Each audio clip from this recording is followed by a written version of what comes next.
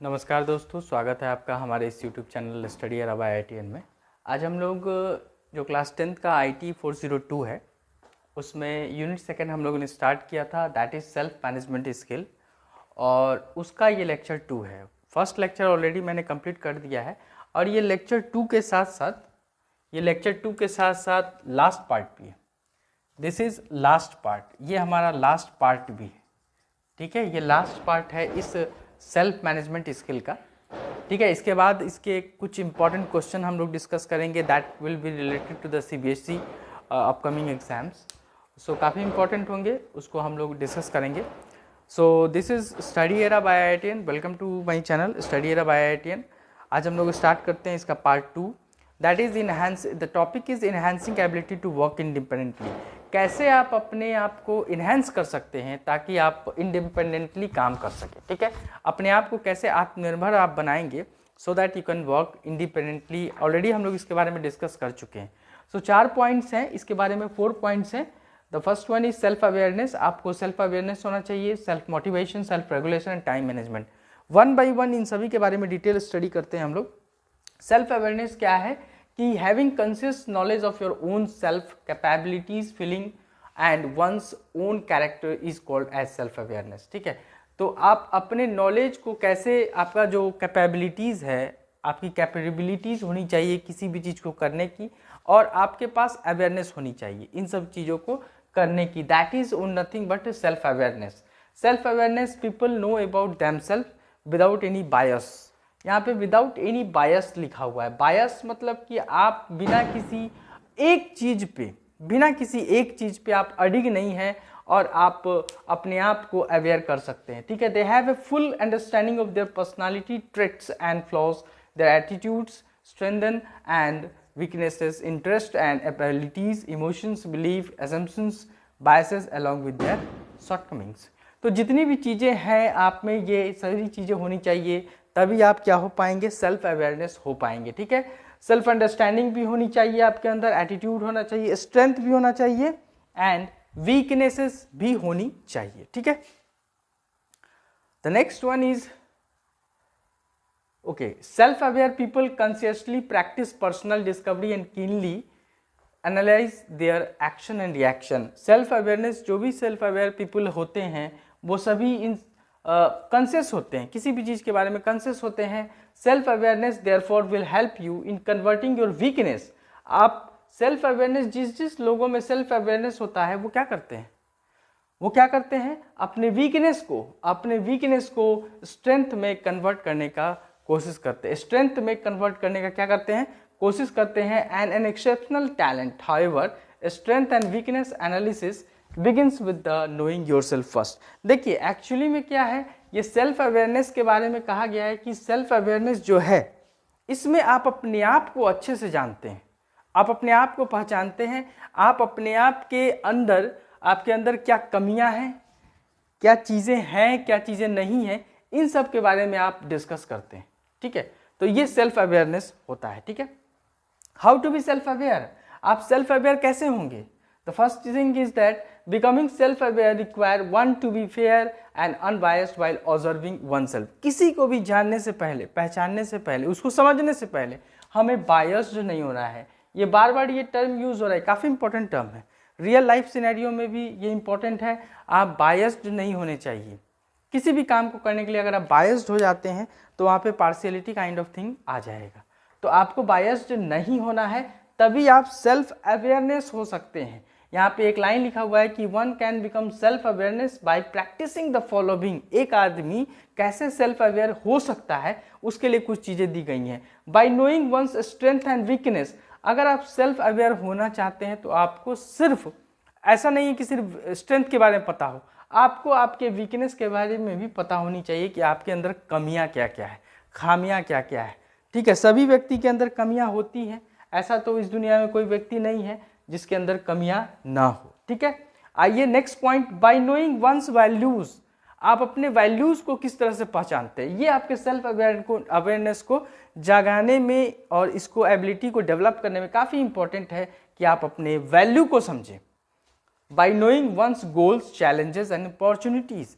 आप किस तरह से अपने गोल्स को, चैलेंज को एंड अपॉर्चुनिटीज को जानते हैं, समझते हैं, ये भी काफी इंपॉर्टेंट है। नेक्स्ट है सेल्फ मोटिवेशन। देखिए सेकंड पॉइंट जो है सेल्फ मोटिवेशन है, आप खुद को कैसे सेल्फ मोटिवेट करते हैं, ठीक है। और सेल्फ मोटिवेशन का मतलब क्या है, डिजायर और विलिंगनेस, इच्छुक, टू डू समथिंग इंथुसिज्म, ठीक है, कुछ काम करने के विलिंगनेस होनी चाहिए, आपके अंदर इच्छा होनी चाहिए। This willingness is the result of some force when this force comes from within and drives us to achieve और accomplish something that is called self motivation. आप किसी काम को करने के लिए जब इच्छुक होते हैं, डिजायर होते हैं, विलिंगनेस आती है आपके अंदर, तब उसी को हम बोलते हैं self motivation. Self motivated individuals have an inner urge to do something. जो सेल्फ मोटिवेटेड होते हैं, खुद से मोटिवेटेड जो होते हैं, उनको देखिएगा कुछ कर गुजरने की चाहत होती है, आगे बढ़ने की चाहत होती है, ललक होती है, तो वही चीज है सेल्फ मोटिवेटेड, वो खुद से मोटिवेट होते रहते हैं। अब इसमें दो टाइप्स के मोटिवेशंस हैं, एक external motivation and that is internal motivation. External motivation को यहाँ रिवार्ड से नाम दिया गया है। काफी इंपॉर्टेंट पॉइंट्स मैंने लिखा है, आपको हर जगह में भी नहीं मिल सकता है, इसलिए अगर आप चाहे तो स्क्रीनशॉट इसका रख सकते हैं या नोट्स बना सकते हैं।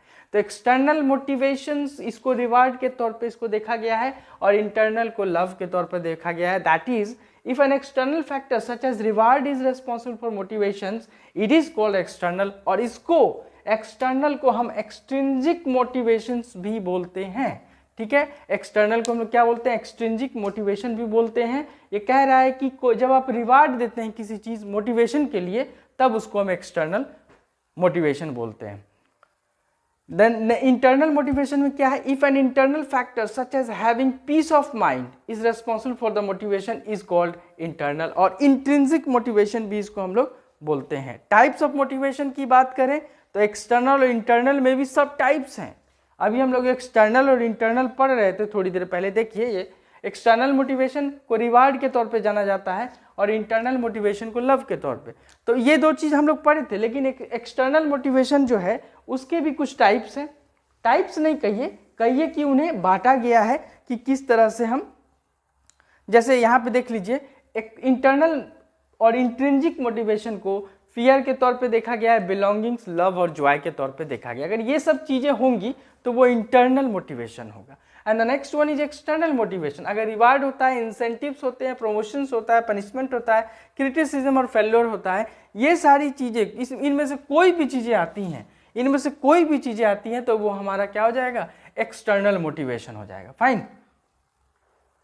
नेक्स्ट है traits, qualities of a self motivated people. अब एक ट्रेड्स क्या होगा, मीन्स क्वालिटीज क्या होंगे, जो भी सेल्फ मोटिवेटेड पीपल हैं उनमें क्या क्वालिटीज आएंगी। आप कभी सेल्फ मोटिवेटेड कोई पीपल अगर आपको मिल जाए तो उनमें इन सभी क्वालिटीज को देखने का प्रयास कीजिए कि वाकई में है या नहीं। Know what they want from the life. आप देखिएगा कि वो जानते हैं कि उनको लाइफ से क्या चाहिए। बिलीफ, उनके पास बिलीफ बहुत ज्यादा होता है, सेल्फ बिलीफ होता है, सेल्फ अवेयर होते हैं, वो ग्राउंडेड एंड फोकस्ड होते हैं, वो रियलिटी में जीते हैं, अंधविश्वास में नहीं जीते हैं, फोकस्ड, किसी भी चीजों पर फोकस्ड करते हैं, उनका फोकस कभी कम नहीं होता है, ठीक है। कीन लर्नर होते हैं, आसानी से लर्न करने वाले होते हैं, कंसिस्टेंट एक्शंस होते हैं उनके पास, they take action dedicatedly even every single day towards their goal. वो अपने गोल को कंप्लीट करने के लिए हमेशा एक्शंस लेते रहते हैं। मैनेज इमोशन वेल, जो ये सब हम बात कर रहे हैं किसकी, qualities of self motivated people. वैसे लोग जो सेल्फ मोटिवेटेड होते हैं तो उनके पास इमोशन को भी मैनेज करने का अच्छा तरीका होता है, ठीक है। इन सभी पॉइंट्स को आप चाहें तो लिख भी सकते हैं या स्क्रीनशॉट भी आप रख सकते हैं, बट लिखना ज्यादा फायदेमंद होगा because of your exam point of view, ठीक है। सेल्फ रेगुलेशन की बात कर लेते हैं। What is self regulation? तो सेल्फ रेगुलेशन की बात करेंगे तो self regulation guides independent individual as it helps them consider long term consequences rather than just a transient feeling. It leads to a responsible and a value driven behavior. इस self regulate करने की बात बोल रहा है। It teaches self control and well directed efforts to reach goal. कैसे आप किसी सेल्फ कंट्रोल कैसे करते हैं ताकि आप अपने गोल को आसानी से कैसे पहुंच सके गोल तक, उसके लिए self regulation inculcates discipline that helps in the consistent effort to move towards the goal. Actually में ये सारी चीज़ें जो है हमें गोल को, हमारा गोल क्या है, लक्ष्य क्या है, उसको अचीव करने के लिए, ठीक है, उसको अचीव करने के लिए। गोल की बात कर लेते हैं। What is goal? It refers to an objective that you wish to achieve within some specific time. ये एक ऐसा ऑब्जेक्टिव्स है, देखिए ऑब्जेक्टिव एंड एम में डिफरेंस है, इस बात को समझ लीजिएगा। ऑब्जेक्टिव्स और एम अलग अलग चीजें हैं, इसको बाद में कभी किसी दिन डिस्कस कर लेंगे, बट ये दोनों डिफरेंस चीज है, ठीक है। यहाँ पे कहा गया है कि इसलिए इसको ऑब्जेक्टिव बोला गया है। गोल को क्या बोला गया? Objective that you wish to achieve within some specific time. कुछ स्पेसिफिक टाइम में जब आप अपने ऑब्जेक्टिव्स को पूरा करते हैं, देन दैट इज गोल।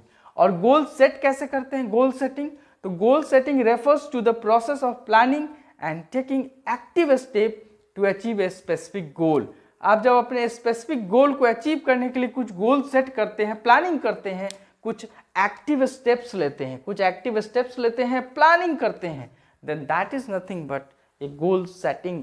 उसको गोल सेटिंग कहलाता है। Goal setting is a very essential factor in your personal life. Goal setting जो है आपके पर्सनल लाइफ में काफी इंपॉर्टेंट है, ठीक है। अगर आपके पास गोल नहीं होगा, गोल सेटिंग आप नहीं करेंगे, तो आप आगे कैसे बढ़ेंगे? The process of goal setting in your life helps you decide on how to live your life, where you want to be and how you want to be in future. Goal setting जो है आपको बताता है कि आप life में क्या करना चाहते हैं, कहाँ जाना चाहते हैं, किधर जाना चाहते हैं, how you want to be in future, आप फ्यूचर में किस तरह से आप रहना चाहते हैं, ठीक है। How to set goal, अब गोल को सेट कैसे करते हैं उसके लिए एक चार्ट मैंने बनाया है, that is SMART, smart. Smart जो है, इस ऑप्शन को यूज करेंगे स्मार्ट को, तब हम लोग गोल को अपने सेट कर सकते हैं। एंड यहाँ पे S जो रिप्रेजेंट कर रहा है दैट इज स्पेसिफिक, M हमारा मेजरेबल, A हमारा अचीवेबल, R हमारा realistic and the last one is time bound. तो किसी भी गोल को सेट करने के लिए ये पांचों चीज काफी इंपॉर्टेंट है। अगर ये 5 चीजें होती हैं, आप देख सकते हैं ये 5 चीज जो है अगर होती है तो आप गोल को सेट कर सकते हैं। तो how to set goal? SMART is an SMART जो है एक एक्रोनिम है जिसको यूज करके गोल को सेट किया जा सकता है इन ए स्मार्ट वे। इस स्मार्ट का पहला जो लेटर है S, that is called specific, उसको स्पेसिफिक बोलते हैं। Goal should clearly specify what is to be achieved.